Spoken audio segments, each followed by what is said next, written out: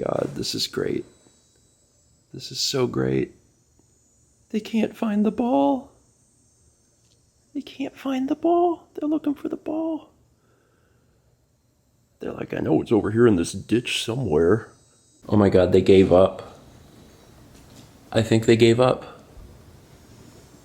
They gave up looking. I mean, that pond is kind of hard to see, even from our house. One of the little joys of living on a golf course has been to see people dramatically like screw up. And like, I'm not saying I'm good at golf. I'm terrible at golf. That's not my forte. But it still doesn't matter because I can laugh at other people doing really, really badly. We wind up with a bunch of balls in our yard, and that should never happen. And it's just fun to watch all of the, there's like... It should never happen because of the way the hole goes. Yeah. Like, yeah, it doesn't go this direction at all. No, you have to expertly hit it through some woods to get it into our yard. And it's just fun to see like 4 adult men searching for a ball because they hit it so off the beaten path. Also, one day we saw one in the yard of the house across the street when we were leaving. And it's like, how did you do that? You have to hit it over our lot, the street, and into their yard. It's true. It's true. Hello, everyone, and welcome to Saturday. We slept in by a lot. It was not planned. And I have not felt a whole lot of jet lag. Like, in April when we came back from Japan, like, it was an incredibly detrimental feeling. You would be just minding your own business and you'd feel okay, and then it would hit you like a ton of bricks and you'd just be like, and that went on for 2 weeks. And I haven't really had any of that at all. And that's a little unusual. Although, to be fair, when we went to Japan the first time in 2016, I didn't really have a lot of it then either. So I don't know what causes it specifically, but we haven't really been suffering with it too much. But our bodies must still be pretty run down because we very, absent-mindedly turned off our alarms this morning and then just went back to sleep and slept a long, long time. But I figured that I guess we just need it, and that's okay. Mal and I are still under the weather, so maybe our bodies just wanted to rest a little bit more. It is Saturday, and I feel a lot better now that the stream from yesterday is over because, it was a lot of setup and it required a lot of, equipment and things like that. And it went pretty well. I'm excited to do it again because we're going to be continuing the game next week. But in the meantime, I got to get everything set back up, and we got to get ready for Steven and Friends tonight. And it would probably be in my best interest to record Morning Mario today because we don't have any for next week. And if I don't get it done today, I'll have to do it tomorrow, and then Dan's not going to have enough time to work on it. So in the interest of Dan and his sanity, I need to work on that today. But first, we're going to have some lunch. Mal's going to have... You're going to have some eggs? Yeah. Okay. Have you ever addressed all the boxes we have in our kitchen right now? Did we ever talk about any of that? I don't think so. Oh, well, then I will. Whenever we went up to Wisconsin, one of the things Mal was excited about is since we were driving, we could bring home some china. My heirloom china. Mal's heirloom china that she's not had a good opportunity to bring home in years. So we got it back, and some of it's china. Well, some of it's stemware. This is the china. Yeah.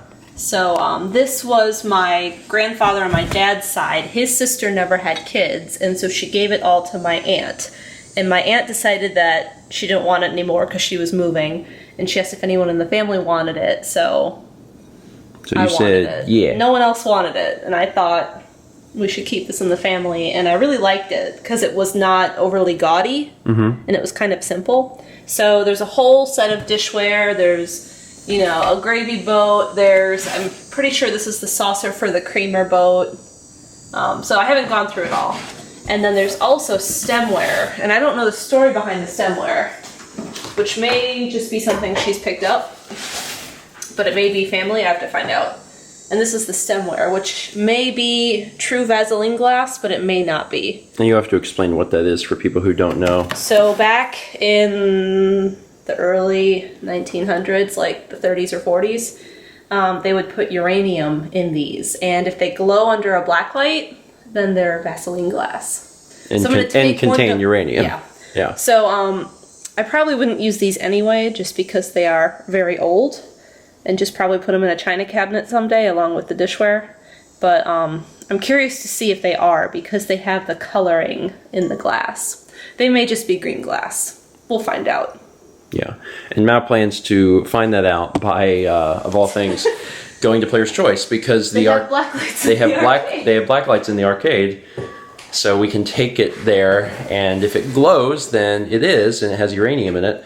And it's safe to have around, but you're not supposed to drink out of them. Anymore. Which makes you wonder how safe it truly is. But yeah, we'll hopefully test that in the near future. Once we get mail done, I'm sure we'll have to go to Player's Choice if we have any like duplicate games or something. So we'll get there pretty soon. But for now, lunch. Is there a cat up here? I don't think there's a cat up here. I think all the cats are down the stairs. So I mentioned earlier it was Saturday. It was Saturday game night recording. We did Broken Picture Phone again.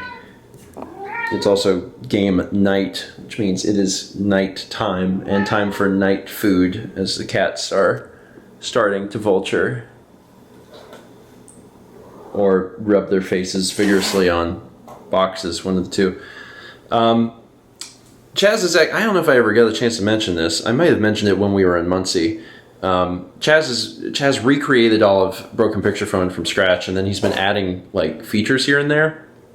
A lot of stuff that would not be immediately visible to the viewer, but one of the things that he added pretty recently was pressure sensitivity for drawing tablets, which is actually a really cool little extra. And there's been episodes of Broken Picture Phone, mostly like in the past, where I've used a drawing tablet. These days I mostly just use a mouse, but every once in a while I'll get it out for episodes. But there's some other people in our group that really like to use drawing tablets, so it's a big plus for them. And then of course if people outside of our group, like in the world, play Broken Picture Phone, which they do, then they can use their drawing tablets and actually get the benefits out of it. So it's pretty neat. Anyway, that's it for today. Thank you so much for watching. Things are getting better. I recorded a good bit, actually, Morning Mario today. And that means that I feel comfortable enough getting back to editing some vlog stuff, because I haven't really done that since we got back from China. And tomorrow I'll be able to hit that hard, which is good because I'm desperately running out of space on my computer. And soon I'm going to have to dump all the SD cards from China, which take up hundreds of gigs. Fun. Let's meet back tomorrow, shall we?